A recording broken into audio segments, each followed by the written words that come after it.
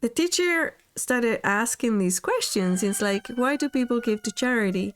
And people say, well, they care about children, they care about cancer research, they care about the children in Africa, you know. And the teacher was going, no, that's not why they do it. No. And everybody in the end in the class was stumped, including me. It's like, when why?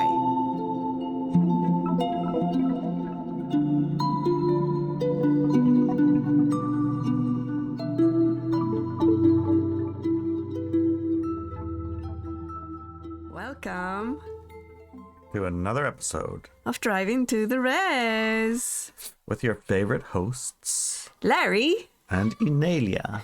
Good try. I didn't try, did I? Yes, today we're going to be talking about self-absorption and the new paradigm. And don't forget that we have a second part to this podcast for our supporters. And you can go to drivingtotheres.com to subscribe, support us, and listen to the second part with our amazing panelists, where we go really in depth about every subject that we cover. Right. We have 3 or 4 shows, Ask Me Anythings with our panelists so you can get to know them better. Yes. Understand why they are experts. The panelists, yes. So that's well worth it. Give it a look. All right. Okay, let's begin here. Yeah, today's episode, well, is based on an article. I think we have a quiz in this one. We have a quiz, so Yes. stay tuned. Listen to the quiz. I'm assuming we'll be quizzed Yes, live. and then you can see what your answers are and what does that mean. Okay. All right. All right. Shall I read a little bit of it? Definitely. Okay. I'm not actually sure if there's anyone on Earth who is not self-absorbed. Anyone with an ego will have some degree of self-absorption. I did a quick internet search on the word self-absorbed, and all the results came back with detailed advice on how to deal with self-obsessed people, how terrible they are, and how you must run away from them if you meet one. It's funny, I Google searched it and all I found was pictures of me. It was nice. It was nice. Yeah. It was all about you, honey. Yeah, honey. Yeah. It was. Just let you know. Oh, that's amazing. Good job, honey. Yes. I fixed my Google. Despite that, I have yet to meet someone who is not at least partially centered on their own self, life, priorities, work, relationship, body, experiences, and the like. So, who are all these articles talking about? I was wondering too, because I thought, like, if everyone is some degree of self-absorbed, then why are we calling it mental illness? And I kind of figured out why. Oh, you did? What do you think? Because if you have a prescribed illness, then you can prescribe a drug. Oh, that's the cat. So, of course, Google's going to say, yeah, no, you could be XYZ. There's this other one and this one and this one, and you probably should go see the doctor. It's ad revenues. Okay, let's have a look and see if that's correct. That's what I'm guessing. Yes. I scratched a little bit more and found out that the words self-centered or absorbed are also used to describe a mental illness where a person no longer sees, perceives, or cares about others at all. In other words, a person who is solely and only centered about their own feelings, thoughts, experiences, body, mind, etc., to the detriment of others. Right, to the detriment of others. In other words, illness is that. Yes. That describe them as narcissistic, egocentric, self-serving, vain, self-indulgent, severely depressed, or conceited. Yeah, we've met people like that, I'm sure. I think everybody has. Everybody has, but, to the degree to call it mental illness. Yeah, when it goes past that certain level, threshold. It's where it's harming others in exchange for being, like, indulgent of itself. Yeah. I guess that's where they record it as a mental illness, but, it's really probably other things for the most part. Well, yeah, because overactive, I guess, stimulated, prioritized ego is something that our society has worked very hard to generate. Indeed. Right. So you're encouraged in some ways to be self-absorbed, to look out for yourself and make sure that you prioritize yourself first. I mean, you can't get on the airplane without that. Yes. You first, then your kids. Or the mask thing. Yeah, the mask thing, right? That's somewhat self-absorbed. Yeah. I mean, they have a good reason, but I mean, I'm pretty sure I can guarantee you one thing. What? If that little mask thing comes down, it's going on my kids first. Exactly. And then I'll put mine on. I'm sorry. It's just not going to work the other way for me. Yeah. Right. Okay. Okay, so although to be fair, there are also plenty of articles and papers describing self-obsession as an individual who will turn any and all conversations to be about themselves without any mention of a mental illness, but just a quirk in their personality. Well, that's another thing we've been taught over time is to repeat back the thing that you heard with yourself in it so that you can make sure that you like hear it properly or that you make the story interesting, or I don't know. You went to a different school than I went to. I don't think that's what they meant when they said that. You meant in your own words, not How about yourself. Yes.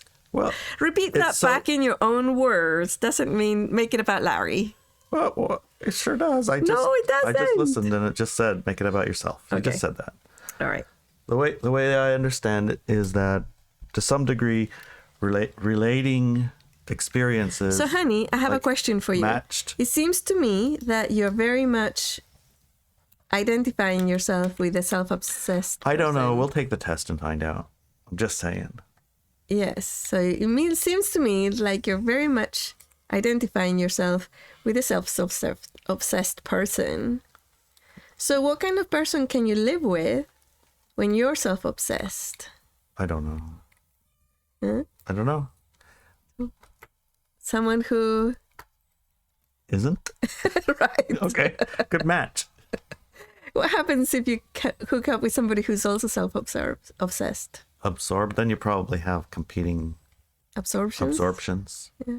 Yeah. What about me's? Yeah. What about me? You're so selfish. You only think about yourself. Totally. Okay. This isn't down on Larry Day, by the way. Just letting you know. Do you turn all conversations to be about you? Yes. Next. Possibly, but maybe not at a conscious level.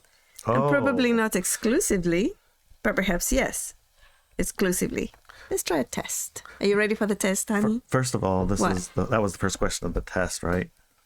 Yes. And I took the test without knowing I was taking the test. Shall we start again? No, that's okay.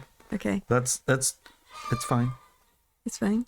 Yeah, it's a good test. It's a good test. All right, if you're listening to this, measure yourself. Yeah, you can measure yourself, your level of self-absorption by taking this test. It has 11 questions, just to let you know. And try not to, answer in absolutes, but just go with, what comes up. Because honestly, I know how to answer all 11 questions and get the right answer. Right. But that's not what this is about, right? No, and nobody's going to judge you or ask you for your results. Actually, we are. You are. We are. We will. I want you to answer on the comments. Honestly, right? how? Honestly, how many you answered yes to and how many you answered no to. Right. Okay? Okay. So in the comments. That sounds good. Sort of. Well, I mean, we've all experienced it. You have a conversation with someone and everything is spun around to how it relates to them. And if your story isn't that interesting, then it's just a new story all about them. Yeah. I mean, if they have interesting stories, I suppose it's fine. Interesting to you. We'll see how it goes. All right. So on number 1. When someone is talking. Yes. Are you interested in their story, or are you just waiting for a gap in their barrage of words to get in and tell them your experience in a similar situation? Usually, I'm not saying always, because occasionally, like, your stories are pretty interesting, so I'm not trying to think of how my story relates.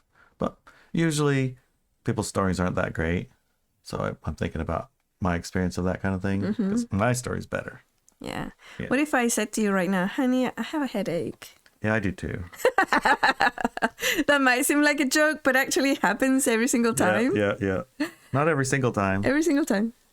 No, half of the time. It's only half the time. No, it's all the time. It has and if you don't have a headache, it's your toe. My big toe. My big toe hurts.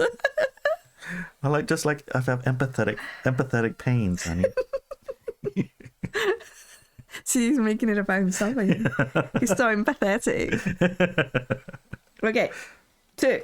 Okay. Are you ready for the next question? Sure, why not? And if you're listening, make sure to answer correctly. Okay. Yeah, so far honestly. I have, I'll put one in my yes column. Okay. Okay. All right. Write it down. Okay.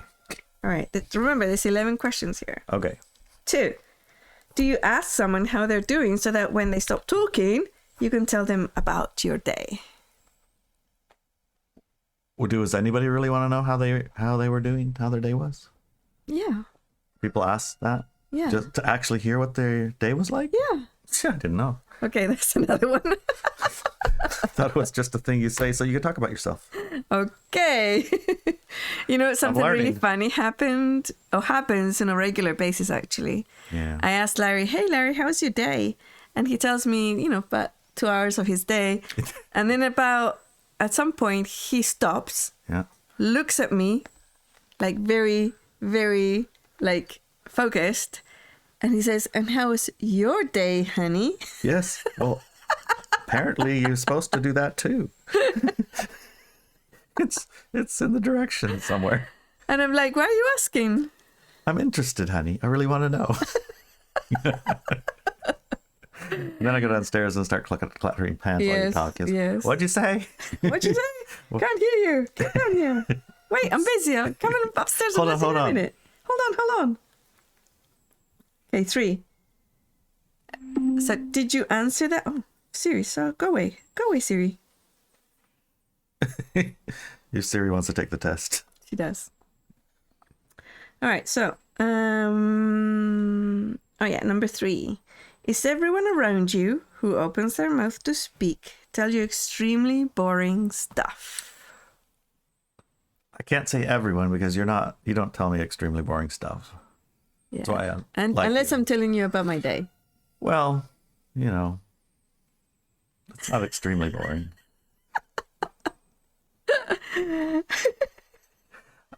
Just boring. Okay. Should that be a yes? Yeah, okay. I think that goes as a yes. All right. 4. Are you concerned with your personal growth and enlightenment?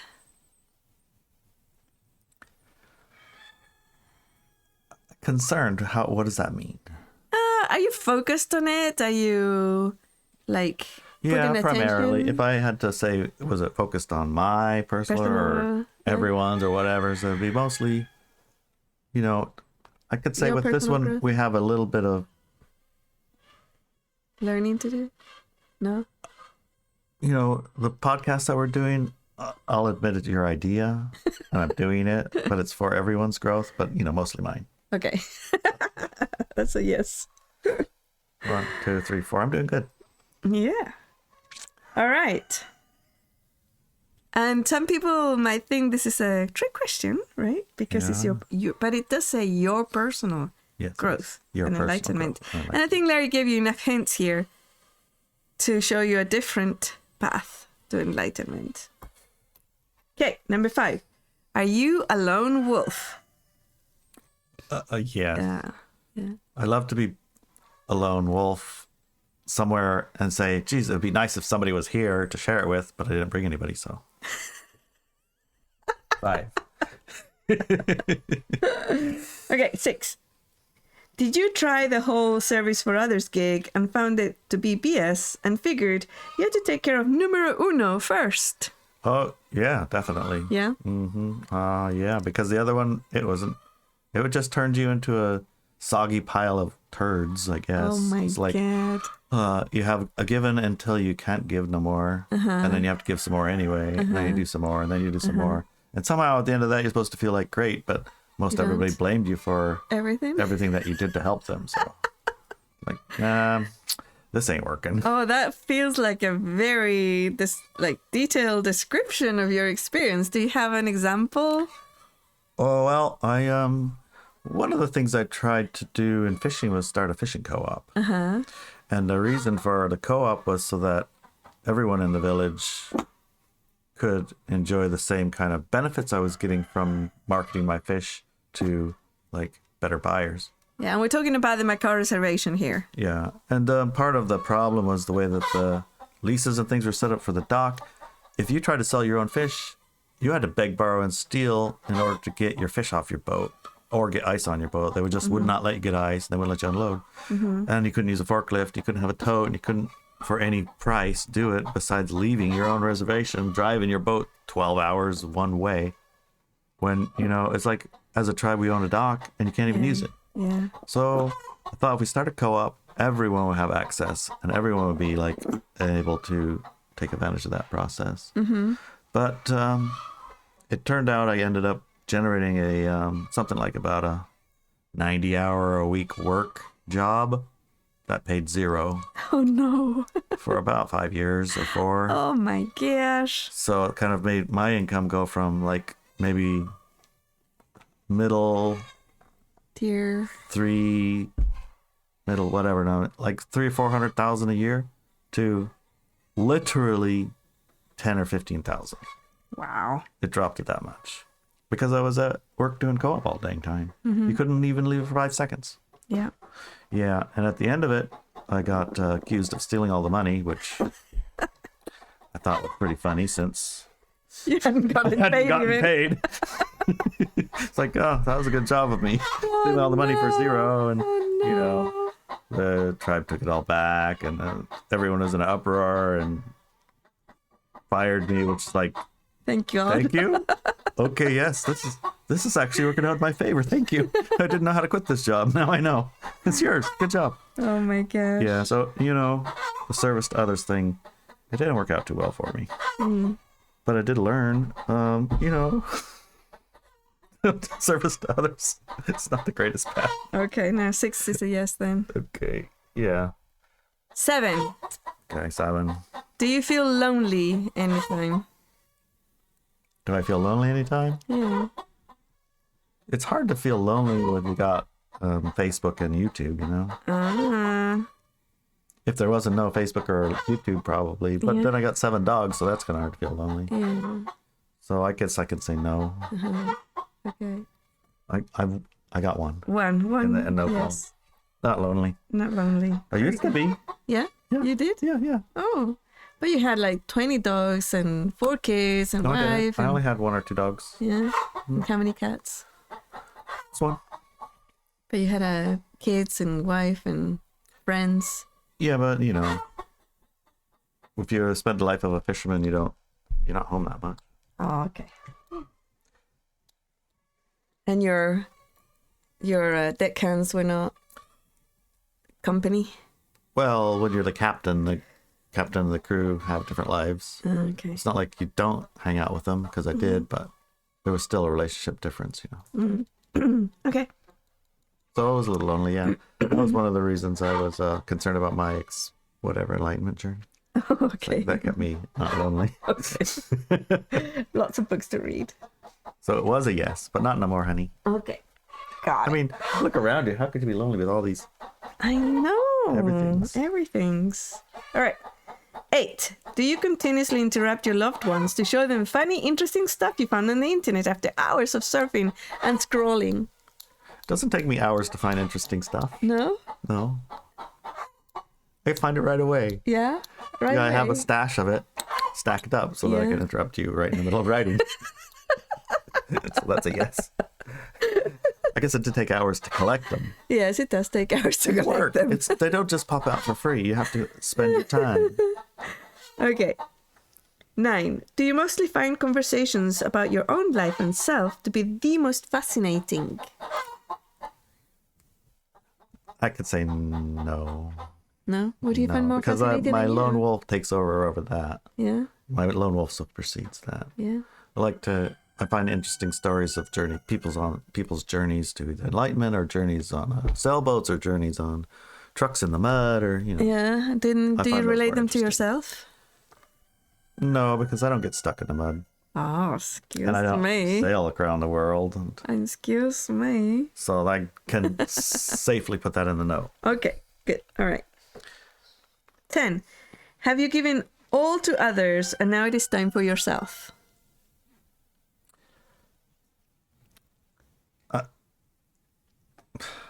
I don't even know how to answer that. No? No. No? You don't know how to answer it? No. You don't even know what it means? Okay, it's a no. It's that's a no. Okay. All right. 11. This is the last question. Are you ready for it? Okay. Do you believe that your 9-to-5 job has to be fulfilling, satisfying, and something you feel passionate about? And by 9 to 5, it means the way that you earn your living. No, I don't. No. I think What does it have to do? provide income. Provide income. Yeah. Period. Yeah, that's its purpose. Good. All right. And I mean, if I enjoy it, okay, fine. I like it. But sometimes you got to dig the dirt in order to get the thing buried. And it's just the lot of the man. Okay. Pack the wood, chop it up, put it in the fire, light the fire, enjoy the heat, share the heat. Yeah, so, All right. I could say no. You can say no to that one. Very good. I have heard that you should, and there was a time I carried that for a long time. You did? Yeah. But, it turned out, in my experience, like this most exciting, best thing that ever happened in the whole wide world, that didn't, persist. Right. It became then it was the normal, and anything that wasn't that was terrible. And I mean, now we're at a place where, geez, we need to have unicorns flying around. And Sasquatch is sitting down for lunch with a sandwich. Yes. And they brought their own toaster and their own mayonnaise and their own elk, whatever they're eating. And they cooked it too in order for it to be okay. Well, that's enough. All right. Right. Bar just keeps going. Yeah. So yeah, we'll say no. Does I say no? Yes. Yeah. Yeah. Yes, I said no. Okay. How many? 5, 6, 7, 8, 9, 10. Oh, I have one more in the no. Okay. So how many did you get? I have 5, 6, 7 yes. 7 yes. And 4 no. And 4 no's. Okay. So you're not 100% self-obsessed. Self-absorbed. Self-absorbed or I'm obsessed. 70-ish% self-absorbed. Just yeah, I call that a healthy amount. All right. Otherwise, Of course you would, Dudley. a reasonably healthy amount. Well, that's not actually true, but I was born in a time where the sun said you should be self-absorbed. yes. And I work very hard to maintain that. You did. It's not an easy thing. We have to actually also qualify that by saying that Larry's actually a Leo. So for a Leo, it's actually a very low percentage Of self-absorption. of self-absorption, yeah. Yeah, because I should be. And if you're a Leo, you understand. I'm you're a the little sun, bit of an and you're the light. underachiever because I have some cancer there. It's like cuspy, Yeah. So that kind of moderates my A little bit. full-blown Leoness. Leonine. All right. 11 questions that will indicate how self-absorbed you are. If you got 11 to be yes, then you're 100% self-absorbed. Yeah. 9 questions is 90-something%, etc. Yeah. Like all questionnaires, the percentages are nonsensical and limited to the questionnaire and not really translatable to real life. Well, in some cases. However, the list does give a reasonable indication of where you are with regards to self-absorption. Let's take a look to see what this means when it comes to being a high-frequency being constructing the new paradigm. Yeah, how does this even relate to that? High frequency or low frequency or whatever? The new paradigm does not really create itself with self-absorption. What does that even mean? Because, in other words, it is not compatible with self-absorbed programs you may be running. Here's a little story. Oh, I think I'm starting to understand. Okay, tell me. Okay. I'm going to tell a little story to illustrate what I mean. Okay, before you tell your story, can I tell my story? Sure. Because, Sure. Because it's about you, honey, yes. Because... Tell me your story, babe. Okay, I didn't wait for you to tell your story. No. And not listen to it so I could tell mine. No. I waited. None. Just interrupted me to tell your story. Don't forget your story, though. I won't. Because I have it written down. I really want to hear it. Okay. I'm sure you do. Okay, go for it. I was going to say, when I was proofreading this article, I had a really hard time understanding it. Some of these sentences just didn't make any sense to me. Okay. And this was one of them, so please help us. It's like, what is she saying here? Okay. The shaman shack outdoor walls needed painting. I grabbed a can of paint, a brush, a roller, found a wall that was in the shade, and started painting. The reason that you found a wall in the shade was... to take care of my body. I can't be in the sun. I'm allergic to it. After about an hour and a good percentage of the wall painted, one of the contractors walked past me. He stopped and said, "Wow, you must love painting." "Why do you say that?" I asked. "Because you do it so well. That's the best paint job I've seen in years. You must be very passionate about it and love doing it." I felt into myself and found that, in fact, I did not like painting walls at all. What? Yeah. "No," I answered. "I don't like it at all." "Why are you doing it then?" he asks. "Because it needs doing. But now that I found out I don't like doing it, I'm going to stop." I handed him the brushes and walked away. I'm sure he was happy for that. Without the awareness that I need to like something to do it well or at all, there was no discomfort or question about painting the walls that needed painting. Once he made it about me, and why the only reason to do it was that I needed to like it, I wasn't able to do it anymore. If I continued, then the energies of martyrdom, frustration, and anger would enter my field of emotional body. As I walked away, he walked to the wall and started painting. Later on, I checked the work, and it was so bad it had to be done again. By him. I told him, "You don't have to like something to do it well. I believe in you. You've got this." I made it about him. He fixed the painting and did it well. This little story is here to illustrate how a culture and society of self-absorbed individuals is created, and how they are manipulated into doing things they don't want to do. Have you ever heard someone say, "Do what brings you joy and passion"? Yeah, seems fine to me. The likelihood that a person could find very good work if they never had that requirement that external items were needed for their happiness. Happiness is an emotion, and emotions are fleeting. If we look at work that is something geared for satisfaction of and happiness of the group you belong to, including yourself, and not something that needs to satisfy you and only you, the world opens up with possibilities. It is true, but the corollary then that do something that you absolutely abhor, that's all equally untrue. Oh, yeah, then you're going to martyrdom and the other things that I mentioned, right? Right. Yeah. So, you don't have to do abhorrent things to make money just so you can make money. No. Unless the money is more important and gives you more satisfaction, then go ahead. No. No. No.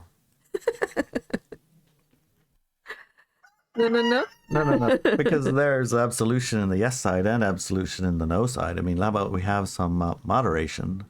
Like, do things that you don't absolutely detest and makes reasonably good money. Those would be a good combo.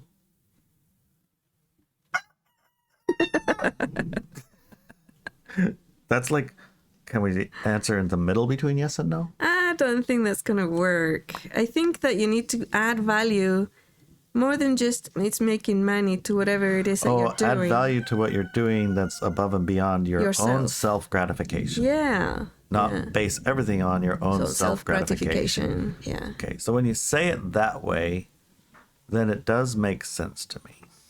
Because even if you're full of self-gratification on a something that's fleeting, that's going to stop at some point.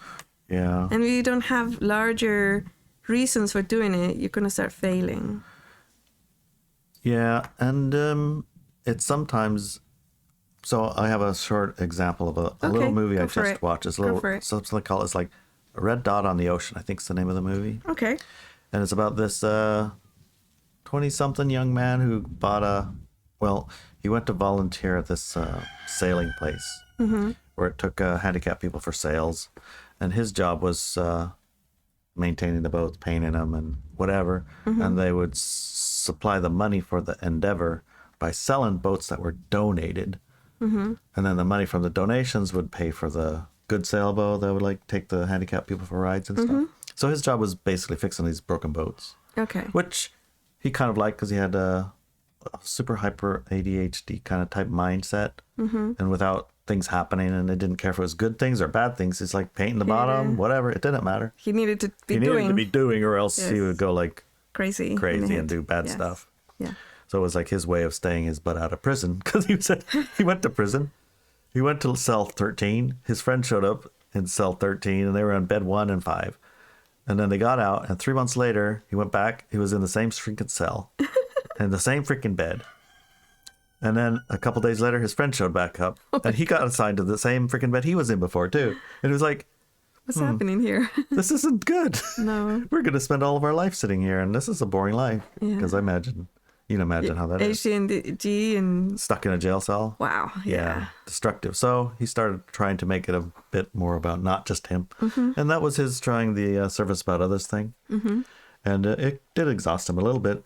So he needed a bigger challenge. So he said, how about I sail from here all the way around North America, across through the Drake, the ice place, across the north part of Alaska when it's not icy, and then down the Bering Sea, and down the coast of Washington, and down the coast of Panama, down the coast of Chile. How did he get his boat across the top of the continent? He had to navigate the Northwest Passage in an ice-free, when it's ice-free in the summer at a certain time. There's periods. I didn't know there was a passage up there. Only sometimes it's open, but it's full of ice and icebergs and all that other stuff. And he's only on a 27-foot boat. Okay, yeah, that's not that all the big. way over there, all the way down the south coast, or the west of the coast of South America, Chile, and around that place that you Cape went, Horn? Cape Horn, Oh. and then all the way back up, and then to where he started, and he wanted to do it by himself, and not ever touching land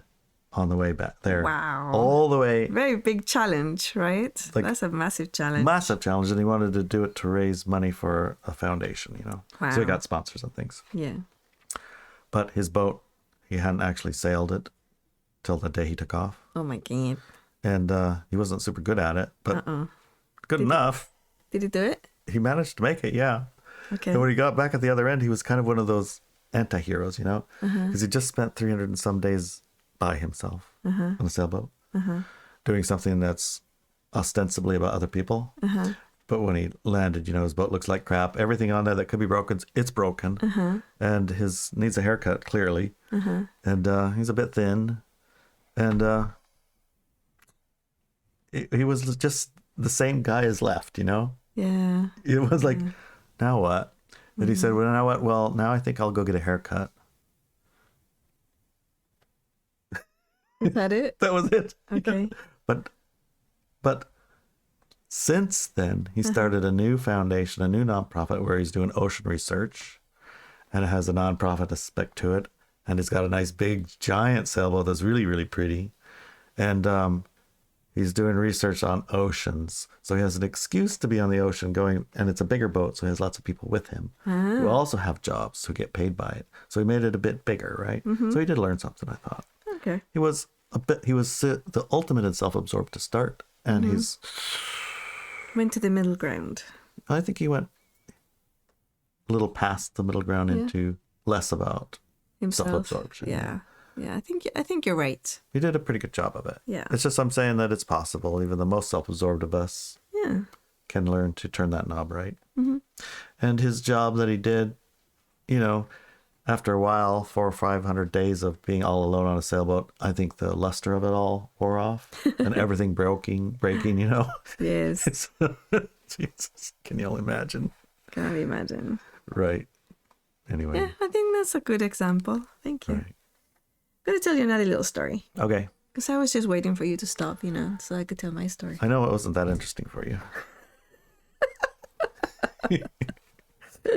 When I was little, my grandmother, who was in her mid-80s at the time, was brushing the floor in the long corridor at my auntie's house.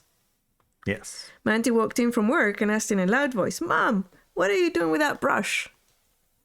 My grandmother looked at her and said, "I don't understand the question." Have you not seen this before? Sweet, clean, clean. My auntie went into a lecture about how my grandmother's welfare and well-being was more important than the floor and that she should stop immediately and sit and rest. That my grandmother had done enough work in her life already. In other words, my auntie was making the situation about herself, her own feelings, to keep a clean house. She felt bad that my grandmother was cleaning the floor. Oh, so you don't think she was cared about her grandmother?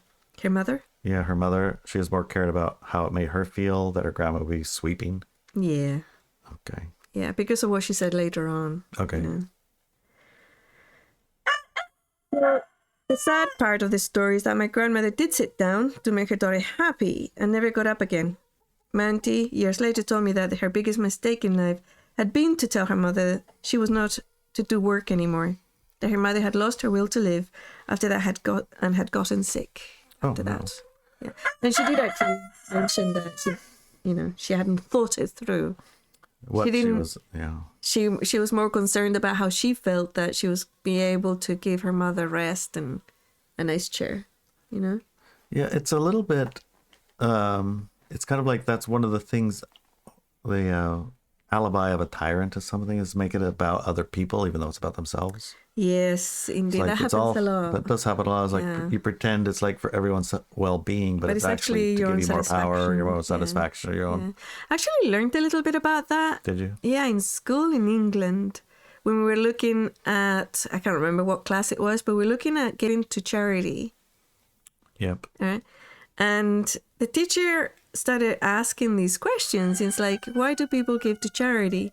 And people say, well, they care about children, they care about cancer research, they care about the children in Africa, And the teacher was going, no, that's not why they do it. No. And everybody in the end in the class was stumped, including me. It's like, when why, To make themselves feel better. Yes, that's less what she guilty said. or less something, right? Yeah.